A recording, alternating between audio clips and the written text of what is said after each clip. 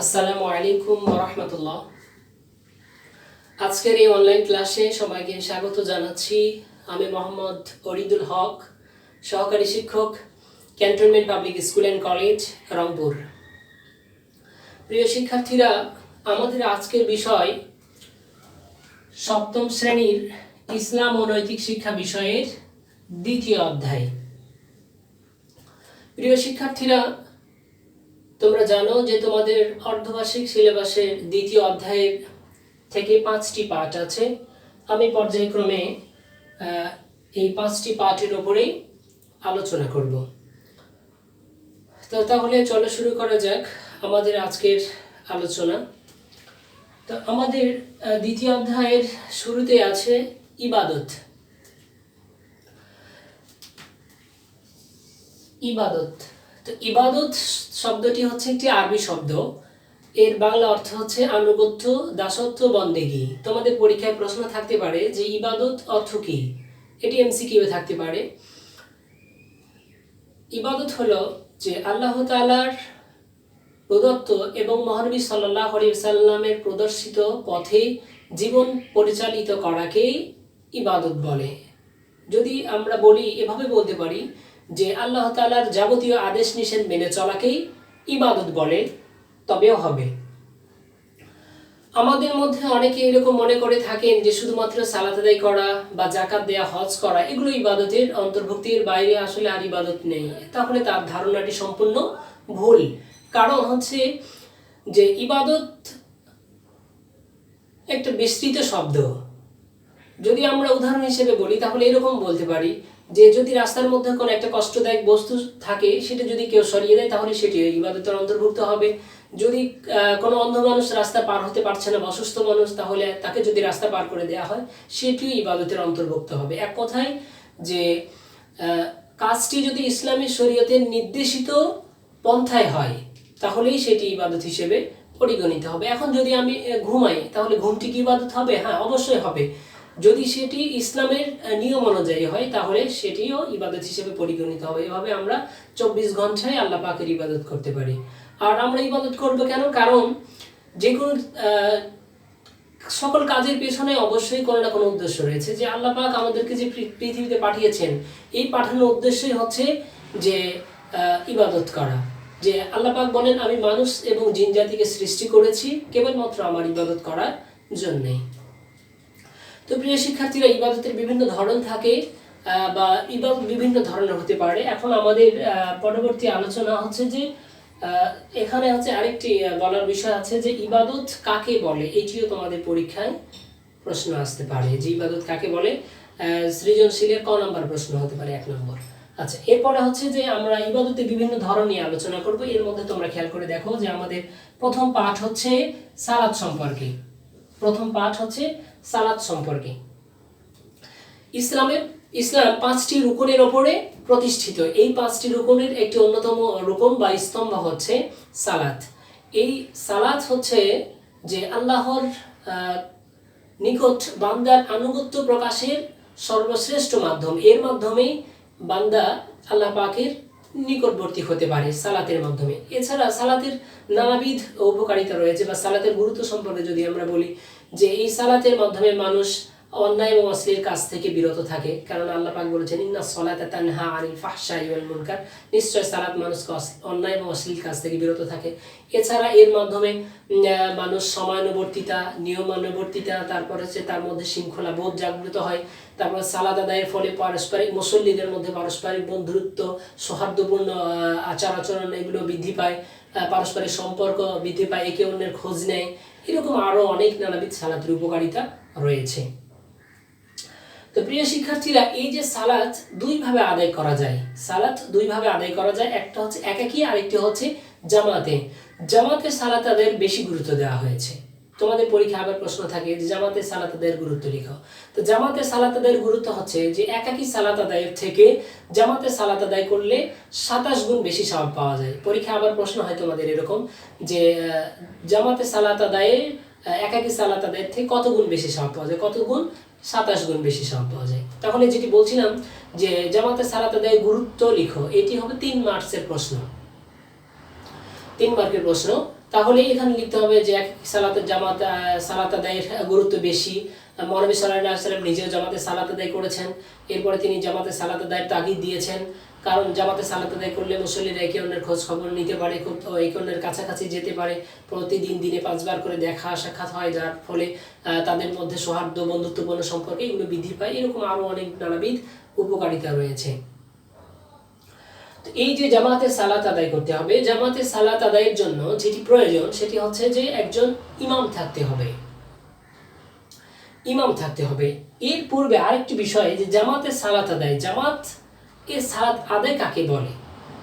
যে জামাতে সালাত আদায় হচ্ছে যে জামাত শব্দের অর্থ হচ্ছে একত্রিত হওয়া, জামাত শব্দের অর্থ হচ্ছে একত্রিত হওয়া। যখন কোনো মহল্লার মুসল্লিগণ একটি নির্ধারিত সময় নির্দিষ্ট জায়গায় সকলে মিলে সালাত আদায় করেন তখন তাকে জামাতে সালাত আদায় বলে। তোমাদের পরীক্ষায় আবার প্রশ্ন হয় যে জামাত অর্থ কি এবং জামাতে সালাত আদায় কাকে বলে, এটিও প্রশ্ন হয়, বা জামাতে সালাত আদায় বলতে কি বোঝায়, এটিও প্রশ্ন হতে পারে।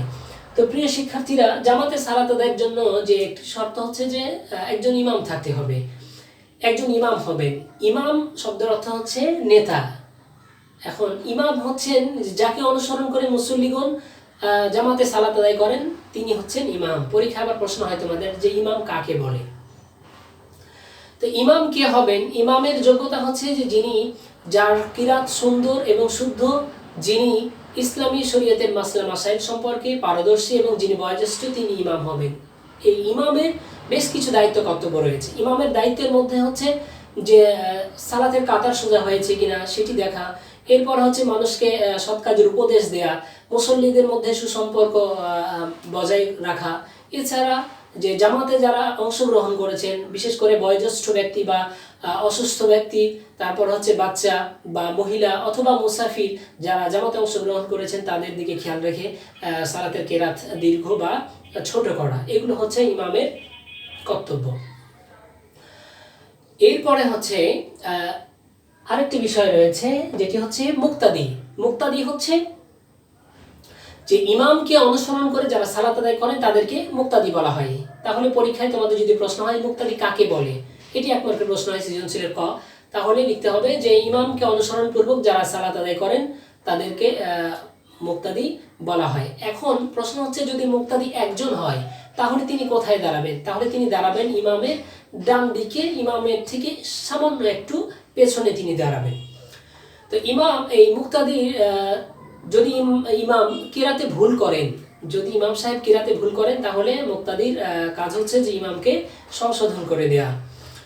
এরপরে মুক্তাদির আরেকটি কাজ হচ্ছে যে যদি ইমাম নামাজে বসতে হবে, তিনি দাঁড়িয়ে যাচ্ছেন, অথবা দাঁড়াতে হবে, তিনি বসে গিয়েছেন, তাহলে ইমাম মুক্তাদিগণ কি করবেন? যে সুবহানাল্লাহ বলে তাকে সংশোধন করবেন। কি বলে সংশোধন করবেন? সুবহানাল্লাহ বলে, যদিও আমাদের দেশে আল্লাহু আকবার বলে সংশোধন করা হয়। তো প্রিয় শিক্ষার্থীরা, এই ছিল জামাতে সালাত, ইমাম এবং মুক্তাদি সম্পর্কিত আলোচনা, সংক্ষিপ্ত আলোচনা। এরপরে আমাদের পরবর্তী টপিকস হচ্ছে পার্ট 2, বিভিন্ন প্রকার সালাত সম্পর্কে। বিভিন্ন প্রকার সালাতের মধ্যে রয়েছে মাসবুকের সালাত। মাসবুকের সালাত, এখন মাসবুক হচ্ছে কি যে জামাতে সালাত শুরু হয়ে যাওয়ার পরে অথবা 1-2 রাকাত ছুটে যাওয়ার পরে যে ব্যক্তি জামাতে অংশগ্রহণ করে বা যোগদান করে তাকে মাসবুক বলে, আর তার সালাতকে মাসবুকের সালাত বলা হয়। তো হচ্ছে যে তাহলে পরীক্ষায় প্রশ্ন হয় যে মাসবুক কাকে বলে? তাহলে মাসবুক হচ্ছেন যিনি জামাতে সালাত শুরু হয়ে যাওয়ার পর 1 বা 2 রাকাত হয়ে যাওয়ার পর যিনি জামাতে অংশগ্রহণ করেন তাকে মাসবুক বলা হয়। তো এই ক্ষেত্রে সালাত 1 রাকাত বা 2 রাকাত, 3 রাকাত অথবা 4 রাকাত ছুটে যেতে পারে। সালাতের নিয়ম হচ্ছে যে মাসবুকের সালাতের ক্ষেত্রে খেয়াল রাখতে হবে যে রাকাতের রুকু পাওয়া যাবে সেই রাকাতটা ধর্তব্য হবে।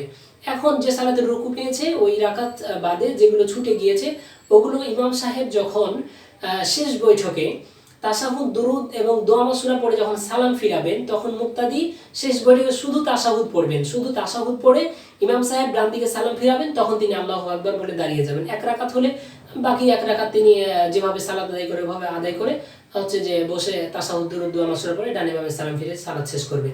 2 রাকাত যদি হয় এরকম নিয়মেই করবেন, এবং 3 রাকাতও যদি হয় ঠিক একই, কারণ 3 রাকাত হলে 4 রাকাত বিশিষ্ট নামাজের ক্ষেত্রে 3 রাকাত পেয়েছেন, 3 রাকাত ছুটে গিয়েছে, 1 রাকাত পেয়েছেন, তাহলে তিনি কি করবেন যে 1 রাকাত ইমামের সাথে পেয়েছেন, আর 1 রাকাত তিনি যখন আদায় করবেন ইমাম সাহেব সালাম ফিরাবেন ডান দিক, তখন তিনি দাঁড়িয়ে 1 রাকাত আদায় করে বসবেন, বসে তাশাহুদ পড়ে আবার দাঁড়িয়ে তখন আবার পরবর্তী 2 রাকাত কমপ্লিট করে তাশাহুদ দোয়া মাসুরা পড়ে ডানে বামে সালাম ফিরে সালাত শেষ করবেন। এইরকম ভাবে 4 রাকাত যদি ছুটে যায় তাহলে একাকি যেভাবে 4 রাকাত সালাত আদায় করতে হয় সেভাবে সে বাকি সালাত তার কমপ্লিট করবে। এটি হচ্ছে মাসবুকের সালাত। এরপরে আমাদের আরেকটি বিষয় হচ্ছে মুসাফিরের সালাত। মুসাফির শব্দের অর্থ হচ্ছে ভ্রমণকারী। যে মুসাফির শব্দের অর্থ ভ্রমণকারী। এই যে ভ্রমণ একটি কষ্টকর বিষয়, এজন্য এর কিছু সালাতের আলাদা কিছু নিয়ম কানুন রয়েছে। এখন তোমাদের পরীক্ষায় প্রশ্ন হতে পারে মুসাফির অর্থ। মুসাফির অর্থ হচ্ছে ভ্রমণকারী। মুসাফির কাকে বলে? মুসাফির হচ্ছে যে স্থলপথে যদি 48 মাইলের বেশি ভ্রমণের সিদ্ধান্ত নেয় এবং যদি তিনি 15 দিনের কম থাকার করেন, তাহলে কম থাকেন, তাহলে তাকে মুসাফির বলা যাবে। দূরত্ব হচ্ছে স্থলপথে 48 মাইল।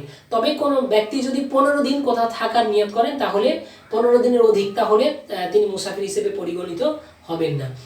এই যে ভ্রমণের সময় যেহেতু কষ্টকর একটা বিষয়, এজন্য আল্লাহ পাক তার জন্য বিশেষ কিছু ছাড় দিয়েছেন, যেটিকে হাদিসে রাসূল করিম সাল্লাল্লাহু আলাইহি ওয়াসাল্লাম সাদাকা হিসেবে উল্লেখ করেছেন।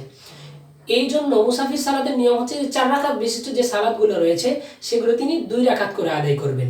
যেমন জোহর, আসর এবং এশা সালাত 4 রাকাতের পরিবর্তে 2 রাকাত করে আদায় করবেন। এই যে 2 রাকাত কম করে আদায় করছেন, এইকে বলা হয় কসর বা সংক্ষিপ্তকরণ। তোমাদের পরীক্ষায় প্রশ্ন থাকে যে কসর বলতে কি বোঝায়, তাহলে লিখতে হবে যে মুসাফির ব্যক্তি 4 রাকাত বিশিষ্ট সালাতগুলো 2 রাকাত করে আদায় করাকে কসর বলা হয়।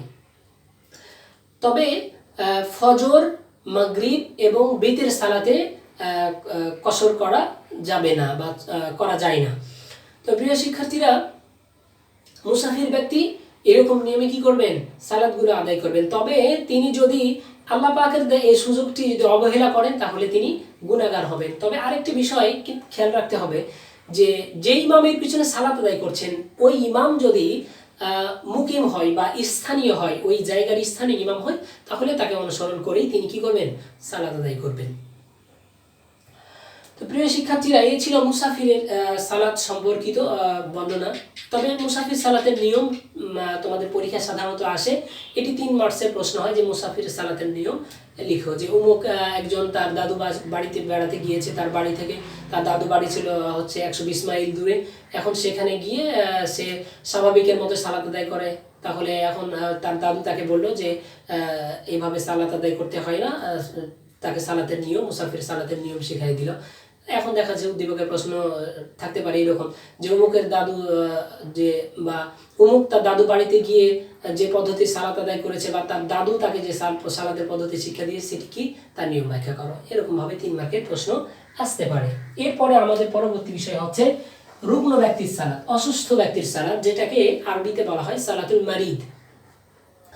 সালাত যেহেতু একটি খুব গুরুত্বপূর্ণ বিষয়, এজন্য কি করা যাবে না, এই সালাত কোন অবস্থাতেই ত্যাগ করা যাবে না। অসুস্থ হলে অসুস্থ ব্যক্তির সালাতের আলাদা কিছু, তার জন্য কিছু ছাড় দেওয়া হয়েছে। তো হচ্ছে যে অসুস্থ ব্যক্তির সালাত কাকে বলে? যে কোনো রোগী বা অসুস্থ মানুষ বিশেষ পদ্ধতিতে যে সালাত আদায় করে থাকেন, তাকে অসুস্থ ব্যক্তির সালাত বলা হয়। যেমন তিনি যদি দাঁড়াতে অক্ষম হন, তাহলে বসে সালাত আদায় করবেন। যদি বসতে অক্ষম হন, তাহলে তিনি কি করবেন? শুয়ে ইশারার মাধ্যমে সালাত আদায় করতে হবে। তবে একটা বিষয় মাথায় রাখতে হবে যে ইশারা অবশ্যই মাথা দিয়ে করতে হবে। যদি চোখের ইশারা করে, তাহলে তার সালাত আদায় হবে না। তো প্রিয় শিক্ষার্থীরা, অসুস্থ ব্যক্তির ক্ষেত্রে আরেকটি খুব গুরুত্বপূর্ণ বিষয় যেটা খেয়াল রাখতে হবে, যদি কোনো ব্যক্তি অসুস্থ হয়ে জ্ঞান শূন্য হয়ে যায়, বেহুশ হয়ে যায়, তাহলে সেই বেহুশ হওয়াটা যদি 24 ঘন্টা বা তা কম হয়, 5 ওয়াক্ত সালাত বা তার কম হয়, তাহলে এবং এই সময়ের মধ্যে যদি তার জ্ঞান ফিরে আসে, তাহলে তাকে বাকি সালাতগুলো কাজা করতে হবে। আর যদি 24 ঘন্টা পার হয়ে যায় বা 5 ওয়াক্ত সালাতের বেশি ওয়াক্ত যদি কাজা হয়ে যায়, এরপরে যদি তার জ্ঞান ফিরে, তাহলে তাকে বাকি কাজা সালাতগুলো আদায় করতে হবে না। এটিও আবার তোমাদের পরীক্ষা আছে যে অসুস্থ ব্যক্তির কত রাকাতের বেশি সালাত কাজা হলে আদায় করতে হয় না, এরকম প্রশ্ন তোমাদের পরীক্ষায় আসতে পারে। এবং অসুস্থ ব্যক্তির সালাতের নিয়ম তোমাদের বইয়ে দেওয়া আছে, তোমরা সেটি পড়ে নিলে বুঝতে পারবে। এই হচ্ছে যে অসুস্থ ব্যক্তির সালাত। এরপরে হচ্ছে জুমার সালাত। জুমার সালাত হচ্ছে যে শুক্রবারের দিন জোহর সালাতের পরিবর্তে যে সালাত আদায় করা হয় তাকে বলে জুমার সালাত। এই সালাত হচ্ছে ফরজ। জুমার সালাতের একটি বিশেষত্ব হচ্ছে যে এই সালাতে দুইটি আজান দেয়া হয়। এই সালাতে দুইটি আজান দেয়া হয়। এই সালাতে দুইটি আজান দেওয়া হয়, একটি হচ্ছে যে মসজিদের বাইরে মিনারে, আর আরেকটি দেওয়া হয় ইমাম যখন খুতবা দেন, খুতবা দেওয়ার পূর্বে আরেকটি আজান দেওয়া হয়। এই জুমার সালাতের মধ্যে 4 রাকাত, ফরজ সালাতের পূর্বে 4 রাকাত যেটাকে বলে কাবলাল জুমা, এবং ফরজের পরে আরো 4 রাকাত যেটিকে বলে বাদাল জুমা। এই 8 রাকাত সালাত, 4 রাকাত 4 রাকাত 8 রাকাত সালাতের হুকুম হচ্ছে সুন্নাতে মুআক্কাদা, এটি আদায় করতে হয়। তো প্রিয় শিক্ষার্থীরা, এই জুমার সালাতের গুরুত্ব রয়েছে। রাসূল কারীম সাল্লাল্লাহু আলাইহি ওয়াসাল্লাম বলেছেন, যদি কেউ অবহেলা করে জুমার সালাত আদায়ের ক্ষেত্রে, তাহলে তার অন্তরে মোহর মেরে দেওয়া হয় এবং তার অন্তরকে মুনাফিকের অন্তরে পরিণত করে দেওয়া হয়। যদি কেউ জুমার সালাত অস্বীকার করে তাহলে সে অবশ্যই কাফির হয়ে যাবে। আর যদি সে অবহেলা করে বা যদি সে অনীহা প্রকাশ করে তাহলে সে ফাসিক তথা অপরাধী হিসেবে গণ্য হবে। জুমার সালাতের ক্ষেত্রে আরেকটি বিষয় লক্ষণীয়, যেটি হচ্ছে জুমার সালাতের জন্য অবশ্যই শর্ত হচ্ছে যে জামাত শর্ত হতে হবে, জামাতের সাথে আদায় করতে হবে। আর এটি তাদের উপরই ফরজ যে প্রাপ্তবয়স্ক সুস্থ সামর্থ্যবান তাদের উপরই ফরজ। আর যদি কোনো কারণে কেউ জুমার সালাত আদায় করতে না পারেন তাহলে তিনি তার পরিবর্তে জোহরের সালাত আদায় করবেন। এই জুমার সালাতের গুরুত্ব রয়েছে। তোমাদের পরীক্ষা আবার প্রশ্ন হয় যে জুমার সালাতের গুরুত্ব লিখো, 3 মার্কের প্রশ্ন থাকে। তাহলে জুমার সালাতের গুরুত্ব হচ্ছে যে এটি হচ্ছে একটি সাপ্তাহিক ঈদ মুসলমানদের, কারণ জুমার সালাতে মহল্লার সকল মুসলমানগণ ওখানে একত্রিত হয়, একে অন্যের সাথে দেখা সাক্ষাৎ হয়, ভাবের আদান প্রদান করতে পারে, খোঁজ খবর নিতে পারে। তাছাড়া ওখান থেকে বিভিন্ন রকম সমস্যা এবং সমাধানমূলক বিভিন্ন দিক নির্দেশনা দেওয়া হয়, ইসলামী শরীয়তের বিভিন্ন মাসলা মাসাইল জানতে পারে। এইরকমভাবে আরও অনেকগুলো তার গুরুত্ব রয়েছে। এই হচ্ছে আমাদের পার্ট 2 এর উপরেই মোটামুটি সংক্ষিপ্ত আলোচনা। এরপরে আমাদের পরবর্তী টপিক হচ্ছে যে পার্ট 3। পরবর্তী টপিক হচ্ছে পার্ট 3, ঈদের সালাত। ঈদ শব্দের অর্থ হচ্ছে আনন্দ। ঈদ শব্দের অর্থ হচ্ছে আনন্দ। এটি হচ্ছে মুসলমানদের একটি জাতীয় উৎসবের দিন। রাসূল কারীম সাল্লাল্লাহু আলাইহি ওয়াসাল্লাম বলেছেন যে প্রত্যেক জাতিরই আনন্দের দিন রয়েছে, উৎসবের দিন রয়েছে, আর ঈদ হলো মুসলমানদের উৎসবের বা আনন্দের দিন। বছরে আমাদের 2টি ঈদ, একটা হচ্ছে ঈদুল ফিতর আর একটি হচ্ছে ঈদুল আজহা। এই ঈদুল ফিতর হলো, ফিতর শব্দের অর্থ হচ্ছে ভঙ্গ করা, সুতরাং ঈদুল ফিতর হচ্ছে রোজা ভঙ্গের আনন্দ। মুসলমানগণ রমজান মাসের পুরো 1 মাস সিয়াম পালন করার পরে শাওয়াল মাসের পয়লা শাওয়াল তথা শাওয়াল মাসের 1 তারিখে যে সাওম ভঙ্গের যে উৎসব পালন করে থাকে সেটিকে বলা হয় ঈদুল ফিতর। পরীক্ষায় প্রশ্ন হয় ঈদুল ফিতর কাকে বলে, এরকম আসতে পারে, বা ফিতর অর্থ কি, এটিও পরীক্ষায় আসতে পারে। তো হচ্ছে ঈদুল ফিতর এর দিন 2টি কাজ ওয়াজিব। এর মধ্যে একটি কাজ হচ্ছে যে ফিতরা দেয়া। ফিতরা হচ্ছে সাদকাতুল ফিতর। সাদকাতুল ফিতর, এই ফিতর হচ্ছে যে প্রত্যেক যারা সামর্থ্যবান মানুষ তাদের উপরে এটি দেয়া ওয়াজিব, ফিতরা আদায় করা ওয়াজিব। এর একটি বিশেষত্ব হচ্ছে যেহেতু গরিব মানুষরা যাতে ঈদের আনন্দে সমভাবে সামিল হতে পারে, এটি একটি দিক। আর আরেকটি ফিতরা দেওয়ার আরেকটি দিক হচ্ছে যে হয়তোবা সাওম পালনের মধ্যে কিছু ভুল ত্রুটি হয়ে যেতে পারে। এই দান করার ফলে কি হয় যে আল্লাহ পাক কি করেন, তার এই ভুল ত্রুটিগুলো, এই সাওমের ভুল ত্রুটিগুলো ক্ষমা করে দেন। এই জন্য এই সাদকায়ে ফিতর আদায় করা ওয়াজিব। আর আরেকটি ঈদুল ফিতরের ওয়াজিব কাজ হচ্ছে যে ঈদের সালাত 6 তাকবীরের সাথে মাঠে বা ঈদগাহে আদায় করা। এছাড়া ঈদুল ফিতরে কিছু সুন্নাত কাজ রয়েছে, যেমন হচ্ছে যে গোসল করা, তারপরে সুগন্ধি ব্যবহার করা, তারপর হচ্ছে যে পরিষ্কার পরিচ্ছন্ন পোশাক ব্যবহার করা, মিষ্টি জাতীয় কিছু খাবার খাওয়া, ঈদের সালাত ঈদগাহে আদায় করা, এরপর হচ্ছে তাকবীর বলতে বলতে এক রাস্তা দিয়ে যাওয়া, অন্য রাস্তা দিয়ে ফেরত আসা, এরকম আরও অনেকগুলো ঈদুল ফিতরের সুন্নত রয়েছে। তো এই ছিল ঈদুল ফিতর। এরপরে হচ্ছে যে ঈদুল আজহা। ঈদুল আজহা হচ্ছে যে আমরা প্রচলিত অর্থে একে কুরবানির ঈদ বলে থাকি। কুরবানির ঈদ বলে থাকি যেটি ঈদুল আজহা হচ্ছে যে জিলহজ মাসের 10 তারিখ মুসলমানগণ হালাল পশু তথা কুরবানি করার মাধ্যমে যে উৎসব পালন করে থাকে সেটিকে ঈদুল আজহা বলা হয়। তো এই ঈদুল আজহা হচ্ছে যে সাধারণত হজরত ইব্রাহিম আলাইহিস সালাম এবং হজরত ইসমাইল আলাইহিস সালামের স্মৃতি রক্ষার্থেই এটি কুরবানি করা হয়, যেটি তোমাদের পাঠ্য বইয়ে দেওয়া আছে, তোমরা পড়লে আরো ভালো বুঝতে পারবে। তো ঈদুল ফিতরের ঈদুল আজহার বেশ কিছু ওয়াজিব কাজ রয়েছে। এর মধ্যে যদি আমরা বলি তাহলে এরকম বলতে পারি, 1 নম্বর যে কুরবানি করা, এটি একটি ওয়াজিব কাজ। তারপর হচ্ছে যে ঈদের সালাত আদায় করা, এটি তো অবশ্যই ওয়াজিব 6 তাকবীরের সাথে। এরপরে হচ্ছে যে আরেকটি ওয়াজিব কাজ হচ্ছে যে জিলহজ্জের 9 তারিখ ফজর থেকে নিয়ে 13 তারিখ আসর পর্যন্ত তাকবীরে তাশরিক বলা, এটিও একটি ওয়াজিব। প্রতি ফরজ সালাতের পরে একবার করে বলা, এটিও ওয়াজিব। তাকবীরে তাশরিক তোমাদের পরীক্ষায় প্রশ্ন হয়, তাকবীরে তাশরিক বলতে কি? তাকবীরে তাশরিক হচ্ছে যে আল্লাহু আকবার, লা ইলাহা ইল্লাল্লাহু, আল্লাহু আকবার ওয়ালিল্লাহিল হামদ, এটিকে তাকবীরে তাশরিক বলা হয়। তো প্রিয় শিক্ষার্থীরা, এই হচ্ছে ঈদুল আজহার তাকবীরে তাশরিক। এরপরে হচ্ছে যে ঈদুল আজহার একটি দিন আমরা কুরবানি করে থাকি। এই কুরবানির গোশতের একটি মোস্তাহাব বিধান রয়েছে। কুরবানির গোশতকে 3 ভাগে ভাগ করতে হয়। 3 ভাগের মধ্যে এক ভাগ হচ্ছে নিজের, আরেক ভাগ হচ্ছে যে আত্মীয় স্বজন এবং প্রতিবেশী, আর আরেক ভাগ হচ্ছে গরিব মিসকিন যারা তাদের মধ্যে এগুলো বন্টন করে দিতে হয়। তো প্রিয় শিক্ষার্থীরা, এই ঈদুল ফিতর এবং ঈদুল আজহার সালাতের নিয়ম তোমাদের বইয়ে দেয়া আছে। যে সালাতের নিয়ম হচ্ছে যে 2 রাকাত সালাত আদায় করতে হয়। এই সালাতের হুকুম হচ্ছে ওয়াজিব সালাত, এটি ঈদগাহে আদায় করতে হয়। তো হচ্ছে ঈদগাহে আদায় করতে হবে, এটি ওয়াজিব সালাত, আর এটি আদায় করতে হয় অতিরিক্ত 6 তাকবীরের সাথে। তোমাদের বইয়ে এর নিয়ম সুন্দর করে দেওয়া আছে। যে তবে একটু খেয়াল রাখতে হবে যে ঈদের তাকবীরগুলিতে হাত উঠাতে হয়। এরপরে বাকি নিয়মগুলো তোমাদের বইয়ে দেওয়া আছে, তোমরা সেটা পড়ে নিবে। এই ছিল মোটামুটি ঈদুল ফিতর এবং ঈদুল আজহার উপরে আলোচনা। এরপরে আমাদের পরবর্তী টপিক হচ্ছে যে পার্ট 4, সালাতুল জানাজা। সালাতুল জানাজা সম্পর্কে। সালাতুল জানাজা হচ্ছে যে মৃত ব্যক্তিকে কবরস্থ করার পূর্বে যে 4 তাকবীরের সাথে যে সালাত আদায় করা হয় সেটিকে বলা হয় সালাতুল জানাজা। এটি হচ্ছে সালাতুল জানাজা। এর একটি বিশেষত্ব হচ্ছে যে এই সালাতে রুকু সিজদা নেই। এই সালাতে কি নেই? রুকু সিজদা নেই। তোমাদের পরীক্ষার প্রশ্ন হয় যে কোন সালাতে রুকু সিজদা নেই, অথবা প্রশ্ন তোমাদের হতে পারে যে সালাতুল জানাজা বলতে কি বোঝায়। এটি জানাজা সালাত খুব গুরুত্বপূর্ণ, কারণ একজন মানুষ মারা গেলে তাকে শেষ বিদায় জানানোর জন্য সকলে সমবেত হয়। তো জানাজার সালাতে অধিক মানুষ যদি একত্রিত হয় তাহলে সেটি ভালো, কারণ হচ্ছে অধিক মানুষ একত্রিত হলে দোয়া কবুলের সম্ভাবনা বেশি থাকে।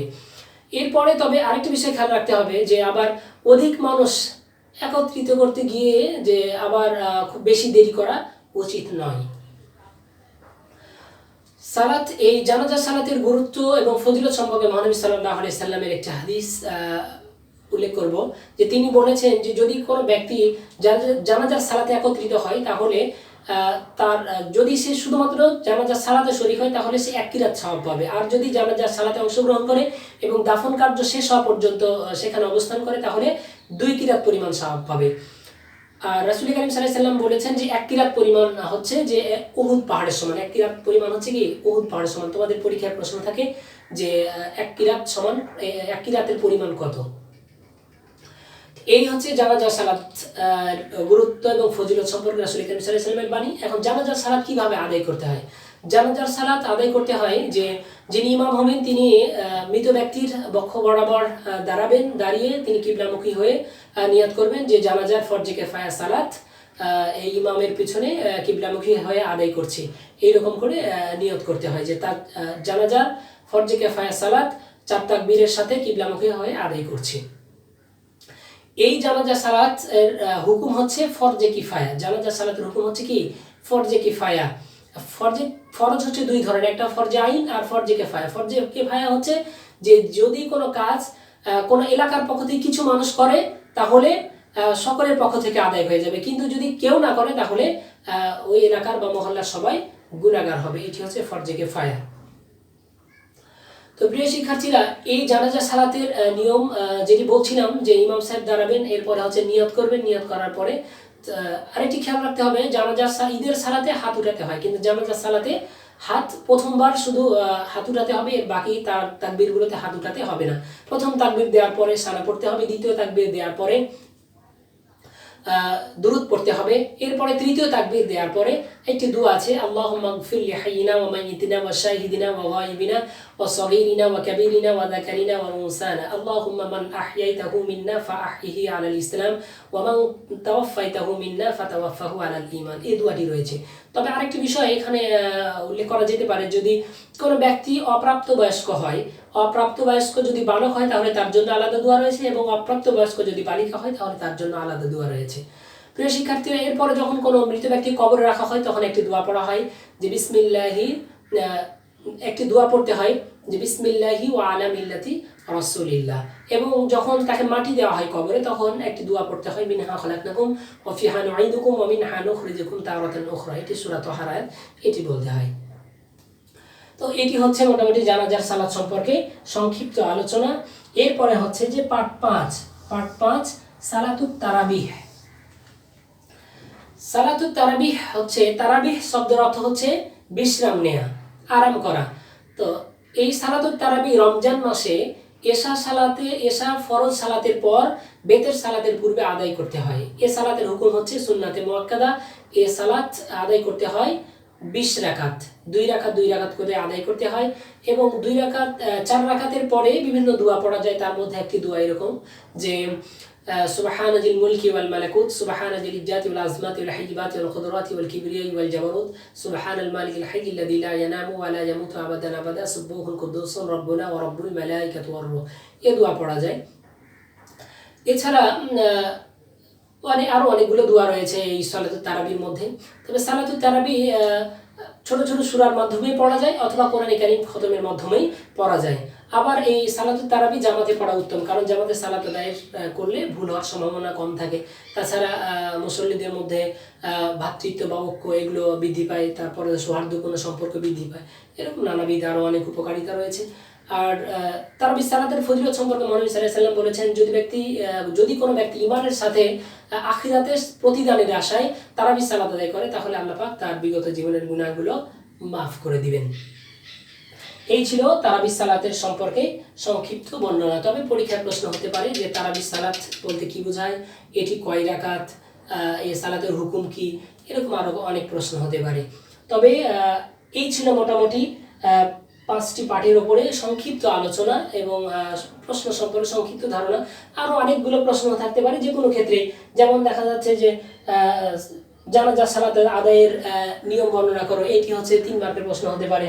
অথবা দেখা যাচ্ছে যে সালাতুল জানাজার ফজিলত বর্ণনা করো, অথবা তারাবির সালাতের ফজিলত লিখো, এটি 3 মার্কের প্রশ্ন হতে পারে। তারপর দেখা যাচ্ছে ঈদের সালাতের নিয়ম লিখো, তারপর মুসাফির সালাতের নিয়ম বর্ণনা করো, রুগ্ন ব্যক্তির সালাতের নিয়ম লিখো, জুমার সালাতের সামাজিক শিক্ষা বর্ণনা করো, এরকম আরও অনেকগুলো প্রশ্ন হতে পারে। তো আমি তোমাদের এই আলোচনার সাথে শেষে আমি বাড়ির কাজ দেব। বাড়ির কাজে আমি তোমাদের কিছু 2টি সৃজনশীল প্রশ্ন দিব, তোমরা সেগুলো বাসায় সলভ করবে। এবং যদি কোনো প্রবলেম ফেস করো তাহলে তোমরা তোমাদের বিষয় শিক্ষকের পরামর্শ নিতে পারো। আর আরেকটি কথা যেটি খুব গুরুত্বপূর্ণ, আমি প্রায়ই বলে থাকি যে তোমরা তোমাদের পাঠ্য বইটি খুব ভালো করে পড়বে, প্রতিটি লাইন ভালো করে মার্কিং করে করে পড়বে। কারণ সৃজনশীল এর ভালো করা বা পরীক্ষায় অধিক নম্বর পাওয়ার মূল হাতিয়ার হচ্ছে যে প্রতিটি লাইন খুব ভালো করে পড়া এবং পাঠ্য বইটি খুব ভালো করে মনোযোগ দিয়ে পাঠ্য বইটি পড়া। তাহলে ওখান থেকে যে কোনো ধরনের প্রশ্ন হলে তোমরা এই প্রশ্নগুলো অ্যান্সার করতে পারবে এবং পরীক্ষায় ভালো নম্বর তোমরা পাবে। এই আশাবাদ ব্যক্ত রাখছি। সবাইকে আবারও ধন্যবাদ জানিয়ে আজকের ক্লাস শেষ করছি। আল্লাহ হাফেজ।